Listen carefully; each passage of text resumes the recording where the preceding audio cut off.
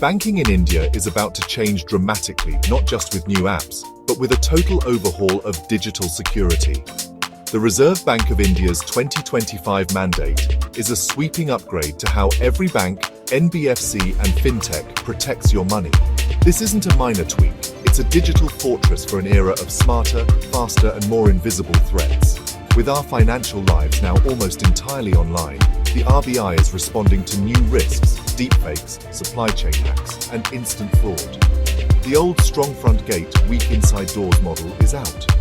Now, cybersecurity is a board-level responsibility, not just an IT problem. This directive covers everything from network design to vendor management, building resilience from the ground up. For you, it means safer accounts, secure UPI transactions, and a better protection of your personal data. The RBI's 2025 mandate is the foundation for a safer, more trustworthy financial future for over 1 billion Indians. Who must comply? Nearly everyone in India's financial ecosystem. All commercial banks, big or small, are included, as are NBFCs, payment system operators, and even the newest fintech startups. The RBI's net is wide because a single weak link can threaten the entire system. Fintechs, celebrated for innovation, must now match the security standards of established banks. Payment networks, ATM operators, and cloud-based lenders are all in scope. The goal: no more weak spots for cyber criminals to exploit. By making these rules universal, the RBI is leveling the playing field and strengthening the entire network. Security is now non-negotiable for anyone handling public money. The message is clear: protect customer funds with the best tools and practices, or face the consequences. In India's financial system, there's no room for compromise on cybersecurity. The RBI's biggest shift? Mandating zero trust architecture. Forget the old castle and moat security. Today, there's no clear inside or outside. Zero trust means never trust. Always verify. Every user, device, and app must prove itself, every time. Micro-segmentation breaks networks into secure zones, so a breach in one area can't spread. Continuous authentication checks your identity constantly, not just at login. Least privilege access ensures everyone gets only what they need, nothing more. Even if a hacker gets in, they're trapped and contained. This approach is built for cloud, remote work, and mobile banking, where threats can come from anywhere. By enforcing zero trust, the RBI is forcing banks to build smarter, more granular defenses. It's a radical change, but it's the only way to secure a borderless digital world. The days of trust but verify are over. Now, it's verify everything, trust nothing. This is the new standard for Indian finance. The RBI is making sure banks are ready for the threats of tomorrow. The RBI's next pillar: AI-powered defense. Cybercriminals use AI, so must our banks. AI systems analyze billions of transactions in real time, spotting threats humans would miss. Behavioral analytics flag unusual activity instantly, like a midnight transfer from a new device.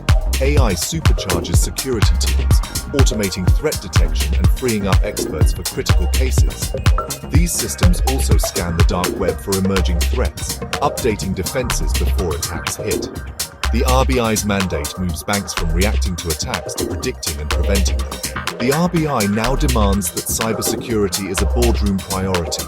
No more hiding behind jargon. Directors must understand and oversee cyber risks. Boards must engage with CISOs, approve budgets, and track progress using business-focused dashboards. High-risk banks face more intense scrutiny from the RBI, incentivizing stronger defenses.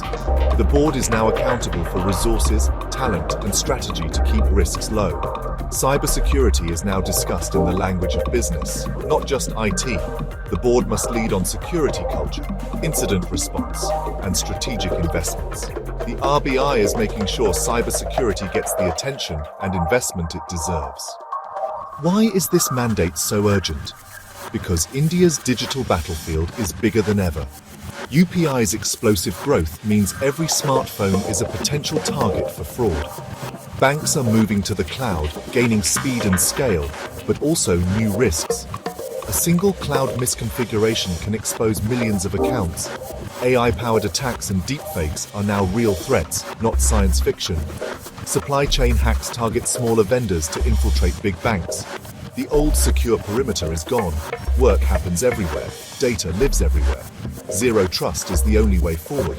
Security must be built into every transaction, device, and connection. The RBI's rules reflect this new reality. Defenses must evolve as fast as the threats. Protecting India's financial integrity means adapting to a constantly shifting battlefield. The RBI isn't just setting strategy, it's rolling out new tools. The FRI API lets banks and fintechs share fraud data in real time, stopping criminals from hopping between institutions. MuleHunter.AI uses artificial intelligence to spot and freeze mule accounts used for laundering stolen money. Incident reporting timelines are now just 6 hours. Speed is critical to contain threats. Cart drills simulate real cyber attacks, testing every part of a bank's response. These measures create a dynamic, multi-layered defense for India's financial system. The RBI is making sure banks are ready for real-world attacks, not just compliance checklists. The RBI's 2025 mandate puts India in step with global leaders. Similar rules exist in the US, EU, and other major economies, emphasizing board oversight, vendor risk, and rapid reporting.